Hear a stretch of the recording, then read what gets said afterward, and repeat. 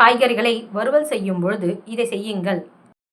வேக வைத்த துவரம்பருப்போ பைத்தம்பருப்போ மீந்து விட்டால் அவற்றை கோதுமை மாவுடன் சேர்த்து சப்பாத்தி செய்ய மிகவும் சுவையாக இருக்கும். செய்த சப்பாத்தி எப்பொழுதும் சூடாக இருக்க வேண்டுமென்றால் அவற்றை சில்வர் பேப்பரில் சுற்றி வைத்தால் போதும். காய்ந்த மிளகாயை வறுக்கும் பொழுது மூக்கை துளைக்கும் நெடி வராமல் இருக்க சிறிது கல்லுப்பு போட்டு வறுத்தால் போதும்.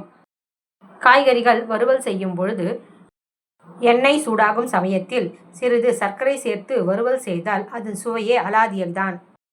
முருங்கை பூவை தேங்காய் எண்ணெயில் வதக்கி மோர் குழம்பில் போட்டு ஒரு கொதி வந்தவுடன் இறக்கினால் மோர் குழம்பு வாசனை ஊரையே தூக்கும். இட்லி சுடும் பொழுது மாவில் கொஞ்சம் நல்லெண்ணெய் ஊற்றி கலந்து இட்லி சுட்டால் மிருதுவாக இருக்கும். மிக்சர் போட்டு வைக்கும் டப்பாவில் சிறிதளவு சர்க்கரை தூவி வைத்தால் மிக்சர் சீக்கிரமாக நமுத்து போகாது.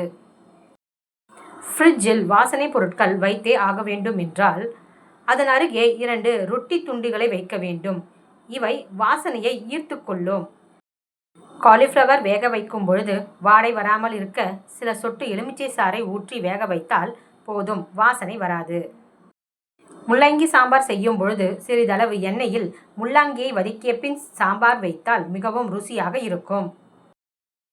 அவியல் செய்யும் பொழுது சிலர் தயிர் சேர்ப்பார்கள். அதை கடைசியாக சேர்க்க வேண்டும். இதற்கு தாளிக்க கூடாது. அடுப்பில் இருந்து இறக்கி வைத்த பின் தேங்காய் எண்ணெய் 1 ஸ்பூன் கலந்து கிளறினால் அவியல் ருசியாக இருக்கும். வடகம் வற்றல் போட்டு வைக்கும் டப்பாக்களில் வெந்தயம் சிறிது போட்டு வைத்தால் சீக்கிரம் நமுத்து போகாமல் இருக்கும்.